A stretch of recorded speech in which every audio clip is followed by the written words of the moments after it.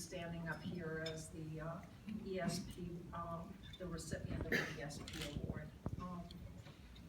At the same time, I'm really humbled to also be standing in front of you, knowing that so many of you have done so much to help the students throughout Vermont. I got my start in the area of education when I was working with my own children in California. I ran the computer lab at the elementary school, and I was back when we still worked on those really big floppy disks and public share. Some of you may remember that. I'm probably one of the older ones here around. Anyway, and out there I also chaired the PTA. After moving to Vermont, I felt that it was, I needed a good way to become part of the community, and so that I decided to get involved with my children's school, which of course was Shelburne.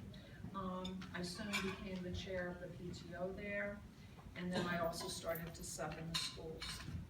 Of course, as with other things, when you're volunteering, you know, one thing led to another, and I soon found myself employed as the library assistant in Shelburne, and I've been there for 23 years, so obviously I like my job. When I started work there, you know, I absolutely felt no need to join the union. I was happy with what I was doing, and you know, my paycheck was pretty small, and I really didn't want to give up any more of that. However, and some teachers and some people here know what I went through.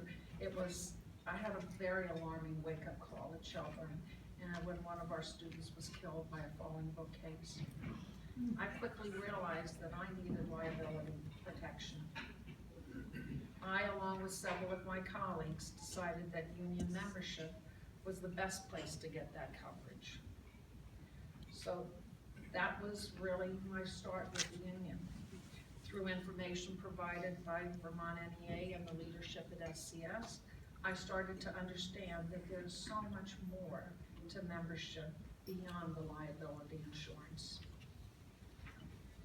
I also had two other wake-up calls, both of which were provided by members of my very own family.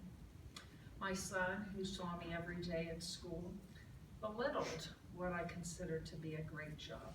He said, "You are nothing but an aide." Wow.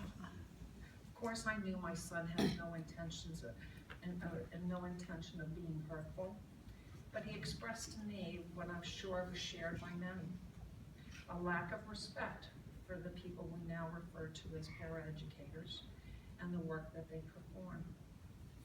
My second wake-up call came at around the same time, compliments of my husband. He said, "When do you plan to get a real job, the one that pays a little bit more?" Ouch, again.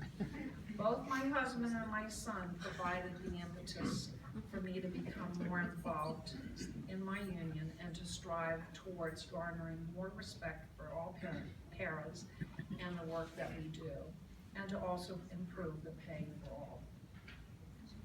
Since those wake-up calls, I have been the president of our local union and the lead negotiator of 4 contracts for our district. My goal has always been to highlight the incredible, talented, and highly educated staff that we have working with our students, and to help negotiate greater benefits for all, particularly in the compensation and the benefits areas. Training has become very limited at the local level as budgets have been sliced, and that is an area that needs great expansion. We all know that our student population is changing rapidly. As a library assistant, I have the privilege of seeing many K-8 students almost every single day. I'm able to watch as they mature from those innocent preschoolers to those hormonal adolescents. It is amazing how much information that students share when they're checking out a book.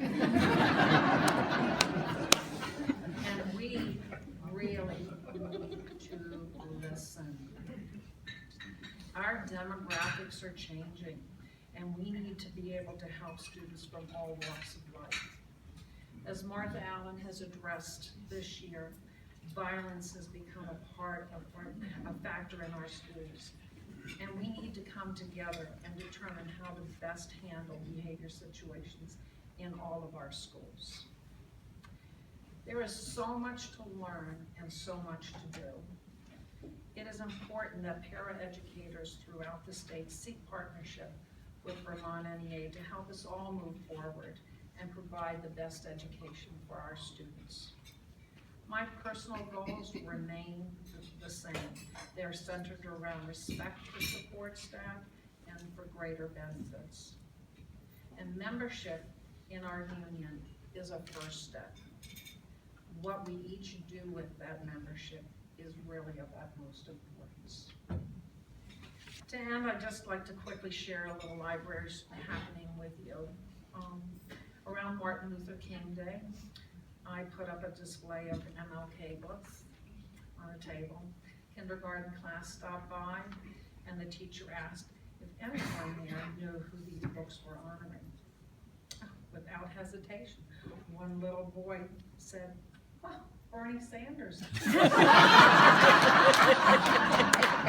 It's really hard to contain the amusement. Working with students is one of our greatest joys.